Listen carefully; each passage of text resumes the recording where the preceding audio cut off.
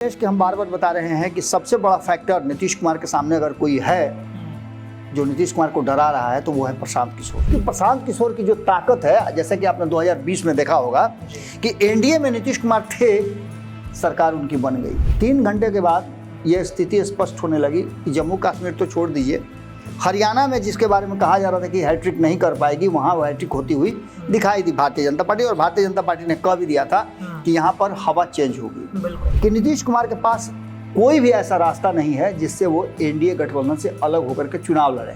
दूसरी तरफ उनकी कोर टीम के जो लोग हैं उनमें से इक्का दुक्का को छोड़ दिया जाए तो सभी भारतीय जनता पार्टी के सपोर्टर हैं, सभी चाहते हैं कि भारतीय जनता पार्टी के साथ ही रहें। और उन सबको पता है कि भारतीय जनता पार्टी के गुड फेथ में रहेंगे तो हमारी जदयू बची रहेगी। पनोरमा ग्रुप, जो सोचता है वो करता है, आपके अपने सपनों का आशियाना।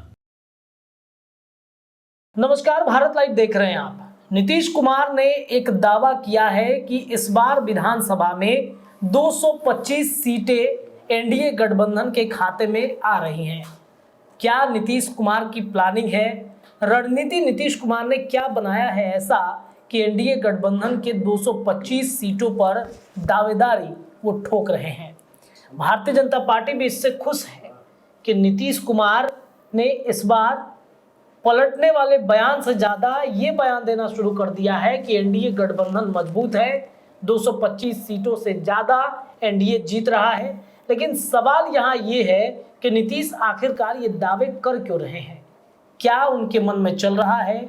आखिरकार इसके पीछे की कहानी क्या है? इस पर आज हम चर्चा करने के लिए बाबा के साथ एक बार फिर जुड़ चुके हैं। नीतीश का दावा कि 225 सीटों पर बीजेपी और एनडीए गठबंधन की जीत होगी। नीतीश ने फाइनली चेंज कर दिया स्क्रिप्ट। क्या है 225 सीटों के दावे की इंटरनल स्टोरी? ये फाइनल स्क्रिप्ट नीतीश ने क्या चेंज किया है? कौन सा ऐसा स्क्रिप्ट नीतीश रच रहे थे बाबा, जैसा लग रहा है कि वो अब चेंज कर रहे हैं कहानी? क्लाइमेक्स कुछ लिखा रहा है क्या? मतलब पेन से लिखा है वो तो मिट भी नहीं सकता है वो। नीतीश कुमार को लेकर के एक बात बहुत ज़बरदस्त कही जाती है और नीतीश कुमार उस बात से हमेशा इनकार करते रहे। वो ये कि नीतीश कुमार पलट जाएंगे। हर बार जब नीतीश कुमार ने पाला बदला है तो कहा है कि अब नहीं, लेकिन पलटे हैं। तो नीतीश कुमार का एक बन गया ऐसा परसेप्शन कि नीतीश कुमार स्थिर नहीं रहेंगे, वो पलट जाएंगे। हमने कई बार इस चीज़ को स्थापित करने की कोशिश की है कि नीतीश के पलटने के पीछे का कारण क्या है, क्यों वो पलटते हैं, उसके पीछे का भी बहुत सारा इतिहास है। नीतीश कुमार तो अक्सर ये कहते हैं कि हम बिहार के लिए पलटते हैं, बिहार के हित के लिए पलटते हैं, बिहार पर किसी तरह का कोई आंच ना आए इसलिए पलटते हैं, बिहार में विकास अवरुद्ध ना हो इसलिए पलटते हैं। लेकिन इस बार जो नीतीश कुमार ने स्क्रिप्ट चेंज किया है, इसके पीछे की कहानी बहुत ही भीतरिया कहानी, इंटरनल कहानी है। इसीलिए इस बार स्क्रिप्ट चेंज किया गया है। कौन सा भीतरिया कहानी है? शुरुआत में आपने देखा होगा, हम लोग भी आश्चर्यचकित हैं और पूरा देश, दुनिया आश्चर्यचकित है हरियाणा में भारतीय जनता पार्टी की जीत के बाद। क्योंकि कोई भी ऐसा रिपोर्ट नहीं था, कोई भी ऐसा सर्वे नहीं था, कोई भी एग्जिट पोल नहीं था जो भारतीय जनता पार्टी को जीतते हुए बता रहा हो। लेकिन भारतीय जनता पार्टी ने पूर्ण बहुमत से पिछली बार से भी अधिक सीट से सरकार बनाया, उस आंकड़े को पार कर गया। मैजिक आंकड़ा जो 46 का था उसको पार कर लिया है। अब ऐसी स्थिति में आपके पास सवाल हो सकता है कि फिर जम्मू कश्मीर में क्यों नहीं बना लिया? जम्मू कश्मीर में तो धारा 370 आतंकवाद से इतना सब कुछ करने के बाद तो सवाल ये भी हो सकता है कि फिर राम मंदिर बनाया तो 400 क्यों नहीं पार किया लोकसभा में? सवाल ये हो सकता है ना। लेकिन इन्हीं सवालों में छुपा हुआ है नीतीश कुमार का वो स्क्रिप्ट चेंज होने का पूरा कार्यक्रम। सबसे पहले आपको याद होगा रत्नेश कि हम बार बार बता रहे हैं कि सबसे बड़ा फैक्टर नीतीश कुमार के सामने अगर कोई है जो नीतीश कुमार को डरा रहा है तो वो है प्रशांत किशोर। और प्रशांत किशोर से निपटने का 2 ही कारण है, 2 ही तरीका है, माफ कीजिएगा।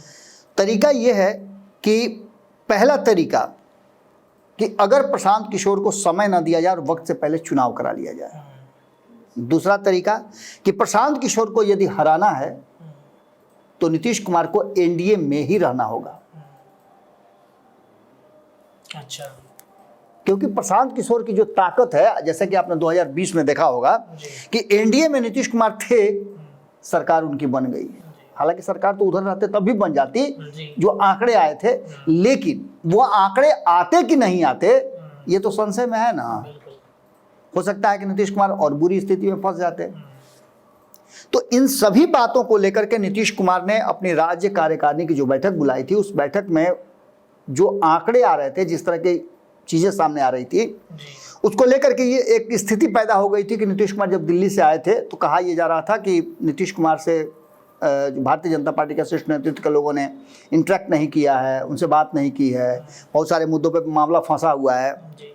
लेकिन इन सब बातों के साथ साथ नीतीश कुमार उस इंतजार में थे कि आखिर होता क्या। आपको याद होगा कि मैंने बताया था कि 8 तारीख के बाद बिहार की राजनीतिक परिस्थिति बदलेगी और बदलना शुरू हो गया है। कल जब हम सुबह में देख रहे थे रुझान, तो शुरुआती दौर में लग रहा था कि दोनों ही जगह पर कांग्रेस सरकार बना लेगी, लेकिन 3 घंटे के बाद यह स्थिति स्पष्ट होने लगी कि जम्मू कश्मीर तो छोड़ दीजिए, हरियाणा में जिसके बारे में कहा जा रहा था कि हैट्रिक नहीं कर पाएगी, वहां वो हैट्रिक होती हुई दिखाई दी भारतीय जनता पार्टी। और भारतीय जनता पार्टी ने कह भी दिया था कि यहाँ पर हवा चेंज होगी। बिल्कुल, ये सभी बातें इस बात की तरफ इशारा कर रही है कि कहीं ना कहीं नीतीश कुमार भी अपना मन मिजाज बदले हैं। नीतीश कुमार जो डिमांड कर रहे थे वक्त से पहले चुनाव, अगर भारतीय जनता पार्टी उस पर नहीं मानती है बात, तो नीतीश कुमार के पास भारतीय जनता पार्टी के साथ ही रहने का विकल्प है। इस बात को आप देखे होंगे कि दिल्ली से लौटने के बाद संपादक नमन मिश्रा जी भी कई बार बोल चुके हैं, उससे पहले भी वो बोल चुके थे कि नीतीश कुमार के पास कोई भी ऐसा रास्ता नहीं है जिससे वो एनडीए गठबंधन से अलग होकर के चुनाव लड़े, क्योंकि उनकी पार्टी के भीतर जो स्थिति है, उस स्थिति में भाजपा के साथ रहने वालों की संख्या ज्यादा है और वो प्रभावशाली भी हैं, जिसमें उनके 12 सांसद हैं जो चुनाव से पहले ही उनको मजबूर किए कि उनको लौट के आना पड़ा एनडीए में। दूसरी तरफ उनकी कोर टीम के जो लोग हैं, उनमें से इक्का दुक्का को छोड़ दिया जाए तो सभी भारतीय जनता पार्टी के सपोर्टर हैं, सभी चाहते हैं कि भारतीय जनता पार्टी के साथ ही रहें, और उन सबको पता है कि भारतीय जनता पार्टी के गुड फेथ में रहेंगे तो हमारी जदयू बची रहेगी और उनका प्रभाव भी बना रहेगा। आप तब तक प्रभाव में हैं जब तक कि आप बने हुए हैं। आप जैसे ही गिरते हैं उसके बाद फिर आपका क्या होगा आप अंदाजा नहीं लगा सकते हैं। अशोक चौधरी की बात कर लीजिए, ललन सिंह की बात कर लीजिए, संजय झा की बात कर लीजिए, विजय कुमार चौधरी की बात कर लीजिए, या जो उस फहरिस्त में जितने भी नाम हैं उन सभी नामों की आप बात कर लीजिए, तो सभी नीतीश कुमार को चाहते हैं कि वो एनडीए के साथ रहें और 2025 का चुनाव भी लड़ें। आपने एक सवाल खड़ा किया था कि 225 का जो टारगेट है वो क्या है। मैं सुन रहा था एक आध दिन पहले अशोक चौधरी से एक निजी चैनल में बातचीत के दौरान उन्होंने कहा था कि हमने जो टारगेट सेट किया है उसमें 20 के नीचे हम रोक देंगे राष्ट्रीय जनता दल और उसके गठबंधन को। ये दावा किस आधार पे वो कर रहे थे? क्योंकि हर राजनीतिक दल को ये अधिकार है कि वो दावा करे और अधिक से अधिक सीट जीतने के लिए अपना प्रयास भी करे। अगर कमोबेश अगर देखा जाए तो 400 का आंकड़ा तय करने के बाद भारतीय जनता पार्टी 300 के 292 पर पहुंच सकती है, तो 225 का आंकड़ा तय करने के बाद आप 150 तक तो पहुंच सकते हैं ना। ऐसी स्थिति में टारगेट क्यों सेट किया जाए कम? नीतीश कुमार ने ये कह करके ये बात साबित कर दिया है कि नीतीश कुमार पॉजिटिव सोच के साथ और एनडीए के साथ रहना चाहते हैं। इसमें कुछ पॉइंट्स है रत्नेश, वो जानना बहुत जरूरी है। इस 225 के टारगेट के साथ साथ नीतीश कुमार ने एक और बड़ी महत्वपूर्ण बात की थी जो उनके पूरे राजनीतिक जीवन का और आने वाले 2025 के चुनाव का बड़ा ट्विस्ट था, जिसको लोगों ने बहुत गंभीरता से नहीं विचार किया था। मैंने उस पर एक लेख भी लिखा है संपूर्ण भारत में। मैं बताता हूं आपको कि नीतीश कुमार ने जब ये खबर आ रही होगी उसी बीच में अखबार में भी वो मेरा आर्टिकल छपेगा। मैंने उसमें जो संगत पंगत नीतीश कुमार का है वो कार्यक्रम काफ़ी हिट कार्यक्रम है और नीतीश कुमार को एक बार फिर से स्थापित करने वाला कार्यक्रम है। ये एक ऐसा कार्यक्रम है जिसके माध्यम से नीतीश कुमार ये साबित करना चाहते हैं कि जो हो गया सो हो गया, अब हम सभी एक ही मंच पर रहेंगे, एक साथ बैठेंगे, एक साथ खाएंगे, एक साथ विचार करेंगे और एक साथ आगे बढ़ेंगे। इसमें नीतीश कुमार को जितना सेक्रीफाइस करने की जरूरत हो उतना कर सकते हैं। इस पर पक्ष और विपक्ष दोनों ने अपनी बातें कही। यहां तक कि विपक्ष लगातार नीतीश कुमार को टारगेट कर रहा था और भारतीय जनता पार्टी को उस्का रहा था कि याद है ना आज से 10 साल पहले क्या हुआ था।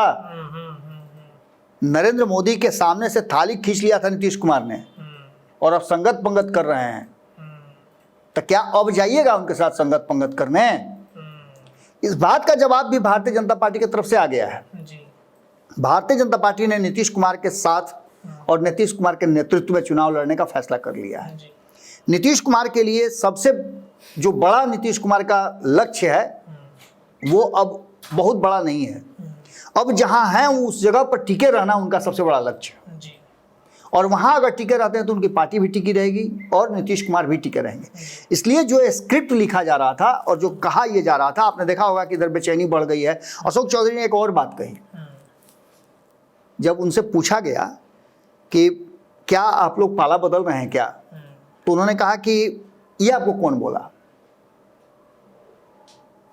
तो राष्ट्रीय जनता दल के लोगों का कहना है कि आप फिर से वापसी कर रहे हैं। कई लोगों ने ये बात कही है। तो उन्होंने कहा कि इसका मतलब है कि हम प्रभाव में हैं। नीतीश कुमार आज भी प्रभाव में हैं और नीतीश कुमार के बिना कुछ होना नहीं है। जो लोग इंतजार कर रहे हैं वो इंतजार करते ही रह जाएंगे। 20 से भी कम सीट इस बार उनको आएगा। 2010 से बुरी स्थिति होगी, ये उनका दावा था। अब ये संगत पंगत कार्यक्रम को लेकर के जो स्थिति है उसमें अंतिम पायदान पर खड़े कार्यकर्ता को साथ में बैठाने की बात है। सभी जो घटक दल हैं उनके कार्यकर्ताओं को, उनके पदाधिकारियों को एक साथ बैठा करके और इस पूरे जो चुनाव की प्रक्रिया होगी उस पर फोकस करना होगा। हर किसी से फीडबैक लेना है, खाते खाते उसी पंगत में। पंगत का मतलब आप जानते हैं ना कि एक लाइन में बैठ करके खाने का प्रक्रिया है, पांच जिसको बोला जाता है। अब उस चीज को लेकर के नीतीश कुमार ने वो प्लान बना दिया है और इसी प्लान के तहत नीतीश कुमार ने उसके स्क्रिप्ट को भी चेंज किया है। दूसरी सबसे महत्वपूर्ण बात कि नीतीश कुमार को अब इस बात का अहम और घमंड नहीं है कि वो बड़े भाई हैं कि छोटे भाई हैं। उनको इस बात से लेना देना है कि हम एनडीए गठबंधन को कैसे एकजुट रखें, क्योंकि भारतीय जनता पार्टी अपना कद बढ़ाना शुरू कर चुकी है। फिर से हरियाणा में चुनाव में वापसी होना, जिसके बारे में सभी कह रहे थे कि इस बार नहीं वापसी होगी। 10 साल के चुनाव को लेकर के, 10 साल के शासन को लेकर के लोगों का विचार बदल गया है। बहुत परेशान है भारतीय जनता पार्टी, किसी भी कीमत में नहीं आएगी। लेकिन जिस गुजरात लॉबी के बारे में कहा जा रहा था और आरएसएस भी नाराज था, वो आरएसएस भी कहीं ना कहीं एक गिरबान से जरूर देगा नरेंद्र मोदी को, जिन्होंने एक बार फिर से हरियाणा में अपनी सरकार बनाई है।